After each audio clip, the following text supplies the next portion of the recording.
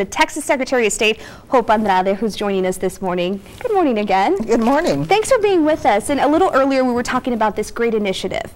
Talk to us a little bit more about Make Your Mark on Texas, the campaign. Well, it's our voter education campaign for this year. And what we're doing is we're traveling throughout the state, reminding people, one, to register to vote. Two is that we've got a great website, VoteTexas.gov, that they can go in and access any kind of information they need on where, when, and how to vote. And just reminding people about how important it is to vote. You know, this is one of the most important privileges and rights that we have, so we should exercise it.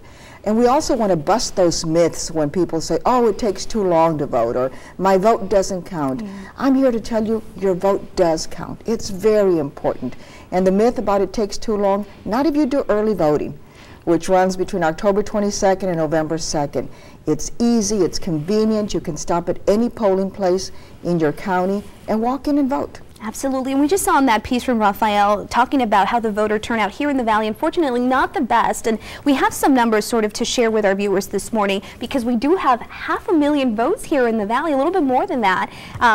People can cast those ballots. Let's go through some of these. Cameron County, 174,000, about Hidalgo County, 291,000, Starr County, 30,000, for a total of 496. So a good amount of voters are coming from the Valley. Anything you want to say to them watching us this morning about encouraging them to head to the polls? Absolutely, you know, and that's why I'm here. The Rio Grande Valley is very important. You've got over 500,000 registered voters in this region. And you've got some great local people. The local election administrators, we were all together last night on the phone bank, and they work very hard to put this election together. All of us are committed to making sure that we have an election that you're proud of. And all you need to do, they work hard to put it together. All you need to do is register to vote and go out and vote. That's the easy part. And then at the end, you'll feel so proud of the fact that you did vote. And that's when we say, you voted, you made your mark on Texas. It's your civic duty. It's your civic duty. And there's no excuses. You're talking about early voting. You can head anywhere in your precinct, anywhere. If you're heading to school. Yes, extended hours. There's one weekend that you can also vote. So we make it as convenient as possible for you. Even a website dedicated to make sure that you know where you need to go and if you're even registered. Talk to us about that. Yes, you can go on the website, VoteTexas.gov, and you can check to see if you're registered to vote. Some people, like we had a call last night that says, I haven't voted in a couple of years. Am I still registered? And I said, yes, you are. If you already voted, you're probably still registered. But why don't you check for yourself? So she did. She checked online and found that she was registered to vote.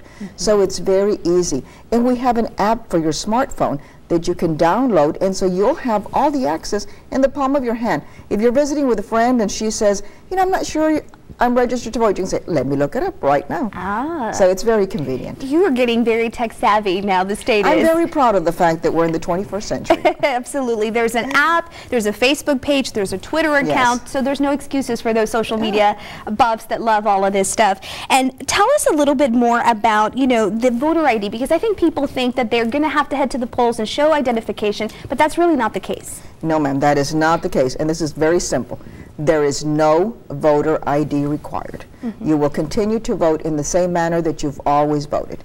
Now, those of us from my generation, we take our voter registration card. In fact, we used to carry it in our wallets all the time. So if you have your voter registration card, you take that with you. But if you don't have it, you can use another source of identification. And on our website, you've got a list of those documents. But it could be your driver's license, or it could be a bank statement with your name and address on it.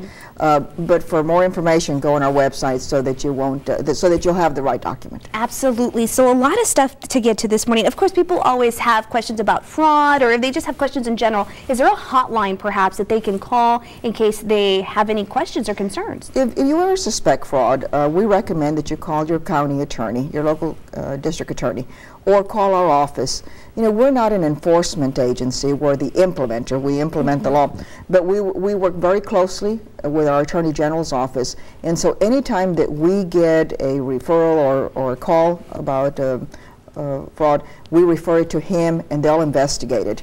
And it is a criminal offense, so that they will prosecute. And just quickly, you can also register to vote. Download that application that you have on your website, so you're making it very easy for folks. But I want to touch on the fact that you are not only a female in power, but you're also the first Hispanic to hold the chair that you're in right now. What does this accomplishment mean for you? Oh my God.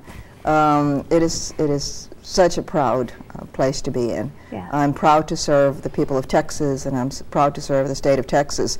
I guess this just proves that this is a state where of unlimited opportunity, where you can dream and you can achieve, but it also comes with a huge responsibility because of my gender and my ethnicity.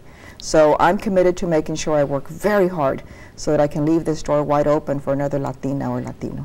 And you can definitely sympathize with some of the folks out there that want to get to those places, and a message perhaps to some of those people watching. There's a lot of children watching us this morning as well. Well, good. Work hard, do the right thing, and just stay focused. Just stay focused on that goal.